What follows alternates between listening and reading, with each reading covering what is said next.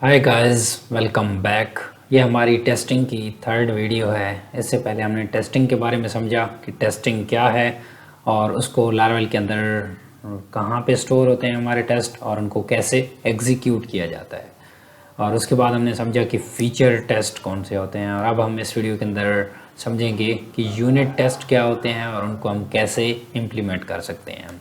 तो सबसे पहले हम यूनिट टेस्ट को इटसेल्फ समझते हैं। ठीक है, तो यूनिट टेस्ट किस लिए यूज़ होते हैं। बेसिकली यूनिट टेस्ट नाम से ही रिप्रेजेंट कर रहा है कि एक स्मॉल यूनिट होता है, राइट। और एक हम स्मॉल यूनिट को टेस्ट करने के लिए यूनिट टेस्टिंग करते हैं। अब स्मॉल यूनिट में हमारे पास हम किसी भी फंक्शन को टेस्ट कर सकते हैं, उसकी आउटपुट को देख सकते हैं, या फिर किसी एक्सेप्शन को चेक कर सकते हैं, या कुछ हम इंक्रिप्शन चेक कर सकते हैं। ठीक है, तो इस तरह से बहुत सारी चीज़ें होती हैं जो स्मॉल यूनिट हो, किसी एक्स्ट्रा उस पर डिपेंडेंट ना हो, उसको हम यूनिट टेस्टिंग के थ्रू करते हैं। और जो बड़े हमारे पास टास्क होते हैं जिनकी आउटपुट आती है, फिर वो दूसरे टास्क डिपेंडेंट होते हैं। जिस तरह से एक एपीआई पे आपने कॉल भेजी, फिर एपीआई पे जो रिस्पॉन्स आया, फिर उसके रिस्पॉन्स पे फिर आपने एक्ट करना होता है। ठीक है, तो ये चीज़ें हमारे पास आ जाती हैं किसके अंदर, फ़ीचर टेस्ट के अंदर। तो इसलिए हम यहाँ पे यूनिट फ़ीचर टेस्ट को हमने कवर कर लिया और अब हम यूनिट टेस्ट को देखेंगे। तो अब यूनिट टेस्ट जब आपने बनाना होता है तो उस टाइम पे आपको जब जिस तरह से हम एक सिंपल टेस्ट बनाते हैं वैसे ही आप यूनिट टेस्ट बना सकते हैं, बट साथ में आपको यूनिट का फ्लैग लगाना होता है, जिससे लार्वल को पता चलता है कि ये यूनिट टेस्टिंग का यूनिट टेस्ट है, तो इसको लार्वल ने कहाँ पे मूव करना है। तो मैं यहाँ पे टेस्ट की डायरेक्टरी ओपन की और यहाँ पे देखें यूनिट टेस्ट हमारे पास अभी कोई भी नहीं है और फीचर टेस्ट हमारे पास एक होम का मौजूद है। तो मैं क्या करता हूँ, एक यूनिट टेस्ट बनाता हूँ। ठीक है, और आपको एग्जांपल के साथ समझाता हूँ कि किस तरह से आप यूनिट टेस्टिंग कर सकते हैं। मैं लिखता हूँ PHP आर्टिसन मेक टेस्ट और देन टेस्ट का नाम आ जाएगा। ठीक है, लेट्स से मैं एक कैलकुलेटर बनाता हूँ, कैलकुलेटर। और अब अगर कैलकुलेटर टेस्ट, अब अगर मैं इसको एंटर कर दूंगा तो ये क्या करेगा, इसको फीचर टेस्ट में मूव कर देगा। बट मैंने इसको यूनिट टेस्ट बनाना है, तो इसके लिए आपने डबल फ्लैग लगाना है और यूनिट लिखना है। ठीक है, मतलब हाइफन, डबल हाइफन और यूनिट एंटर करें तो देखिए इसने एक टेस्ट बना दिया और इसने इसको यूनिट के अंदर मूव किया है, राइट, कैलकुलेटर टेस्ट। ठीक है, मैं इसको बॉटम के अंदर यहाँ पे थोड़ा सा बॉटम के अंदर डाउन करता हूँ और इसको ओपन करता हूँ कैलकुलेटर टेस्ट। अब इसमें हमारे पास एक टेस्ट एग्जांपल मौजूद है, मैं इसको उड़ा देता हूँ। ठीक है, हम अपना खुद का टेस्ट बनाएंगे। कैलकुलेटर टेस्ट आ गया हमारे पास। यहाँ पे मैं क्या करता हूँ, कैलकुलेटर की क्या फंक्शनैलिटी होती है हमारे पास, वो ऐड कर सकता है, सब्ट्रैक्ट कर सकता है एंड सो ऑन, राइट। तो मैं यहाँ पे उन्हीं ऑपरेशंस को यहाँ पे बनाता हूँ। तो मैं लिखता हूँ पब्लिक फंक्शन और यहाँ पे मैं लिखता हूँ test test edition, okay, something like this. और देन अब मैं क्या करूँगा, यहाँ पे मैं इसको एक्सेप्ट कराता हूँ दो पैरामीटर। मैंने एडिशन को टेस्ट करना है और इसमें मैं यहाँ पे कर देता हूँ, बट यहाँ पे ये है कि हम डायरेक्टली इधर मेथड्स को नहीं बनाते। हम क्या करते हैं, एक सेपरेट क्लास बनाते हैं, वहाँ पे मेथड्स को बनाते हैं और फिर उसको यहाँ पे कॉल करा देते हैं। ठीक है, तो इसको हम इस तरह से डन करते हैं। तो मैं क्या करता हूँ, यहाँ पे एक क्लास बनाता हूँ ऐप के अंदर। अभी हमारे पास क्लास मौजूद नहीं है और इससे जो पहले वर्जन थे लार्वल 11 से हम क्या करते थे, मैनुअली क्लास बनाते थे। बट लार्वल 11 के अंदर ये सपोर्ट है कि हम कमांड के थ्रू भी क्लास बना सकते हैं। मेक क्लास, और कौन सी क्लास, कैलकुलेटर क्लास में नाम देता हूँ, कैलकुलेटर जस्ट कैलकुलेटर दे देता हूँ। ठीक है, एंटर किया तो देखिए calculator.php फाइल बन गई। ठीक है, इस पर मैंने क्लिक किया तो ये एक कॉन्स्ट्रक्ट मेथड है इसके पास और नेम स्पेस वगैरह है। ठीक है, मैं कॉन्स्ट्रक्ट को यूज़ नहीं कर रहा, मैं यहाँ पे आ जाता हूँ और लिखता हूँ पब्लिक फंक्शन। मैं इसमें कर देता हूँ ऐड, या एडिशन भी आप लिख सकते हैं, एडिशन या add is more suitable. Okay, और ये क्या करेगा, दो पैरामीटर एक्सेप्ट करेगा। मैं देता हूँ ए और दूसरे का बी। ठीक है, सिर्फ बी। ओके, और यहाँ पे आके मैं क्या करता हूँ, इनको सम कर देता हूँ, ए प्लस प्लस बी। ठीक है, यही जो वैल्यूज़ आएंगी इनको मैं सम कर दूंगा और मैं इनको वेरिएबल में स्टोर करके भी रिटर्न कर सकता हूँ और यहाँ पे डायरेक्टली भी रिटर्न कर सकता हूँ। तो मैंने इसको रिटर्न कर दिया और सिमिलरली यहाँ पे मैं एक और फंक्शन बनाता हूँ जिसको मैं सब्ट्रैक्ट के लिए बनाता हूँ। ठीक है, तो सेम ही लॉजिक है, आपने यहाँ पे लिख देना है सब्ट्रैक्ट और यहाँ पे आपने एक सिंबल चेंज कर देना माइनस का, बाकी सेम वैसे ही काम करेगा।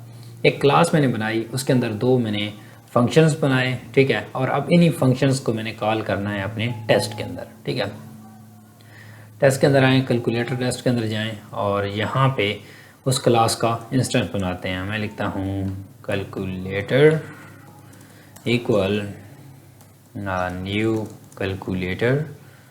कैलकुलेटर और इसको एक ऑब्जेक्ट बना लिया और अब इसको हमने टॉप पे इंपोर्ट भी करना है। तो मैं यहाँ पे करता हूँ यूज़ ऐप स्लैश कैलकुलेटर, यही जो हमने क्लास अभी कॉल कराई है कैलकुलेटर। ठीक हो गया।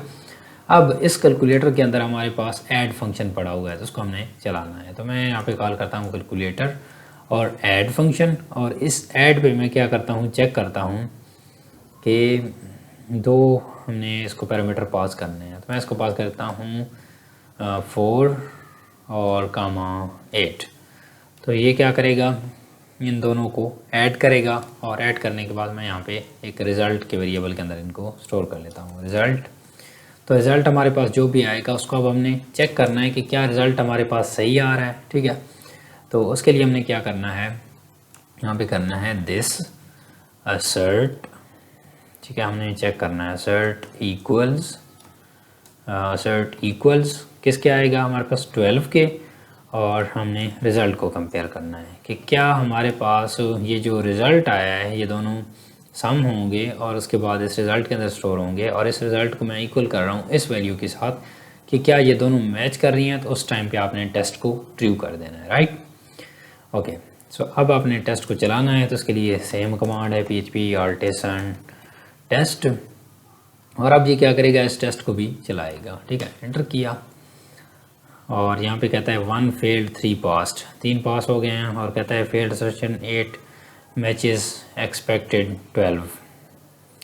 कहता है जी failed asserting that 8 matches expected 12। कहता है आप 12 एक्सपेक्ट कर रहे हो लेकिन उसने 8 रिटर्न किया है। तो अगर मैं कैलकुलेटर क्लास के अंदर जाऊँ तो यहाँ पे मैंने क्या किया है, दोनों को वैल्यूज़ को लिया, उनको जमा किया और उनको रिटर्न कर दिया, और सिमिलरली दोनों वैल्यूज़ को लिया, उनको सम किया, तो ये वैसे 12 ही आता है। assert equals failed asserting that match 8 matches expected 12।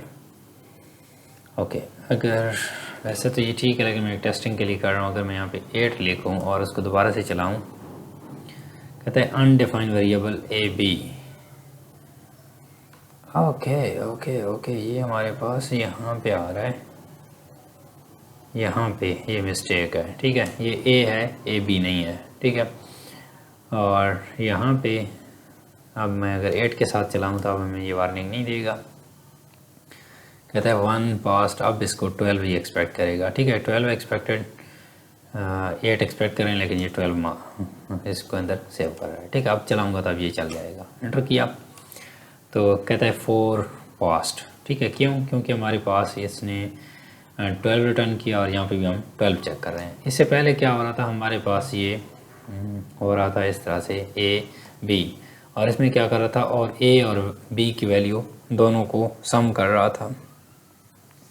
ठीक है, अब अगर मैं चलाऊँ, ठीक है, तो ये सिमिलर वही चीज़ हमें कहेगा। कहता है फेल्ड, इस तरह से 8 कर रहे हैं बट एक्सपेक्टेड 12 है। ठीक है, तो इसको आपने करेक्ट कर लेना है और इसको भी यहाँ पे करेक्ट करना है, अदरवाइज़ यहाँ पे भी ये एरर थ्रो करेगा।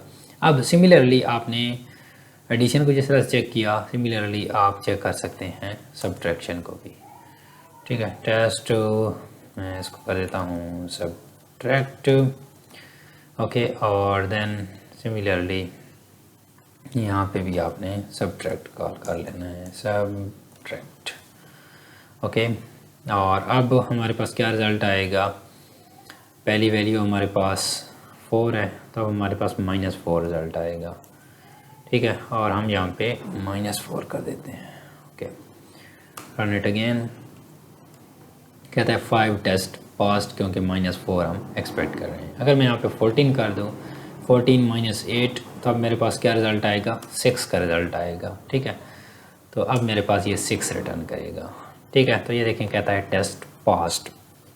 ठीक है, तो हमने क्या किया, बेसिकली हमने यहाँ पे ऐप के अंदर एक क्लास बनाई जिसके अंदर हमने 2 मेथड ऐड किए, ऐड और सब्ट्रैक्ट, और फिर इसी क्लास का इंस्टेंस बनाया। यहाँ पे आके एक इंस्टेंस बना इसका और इसको एक ऑब्जेक्ट के अंदर स्टोर किया। देन उसी ऑब्जेक्ट पे हमने ऐड फंक्शन को कॉल कराया और 2 पैरामीटर पास करके उसे आउटपुट ली।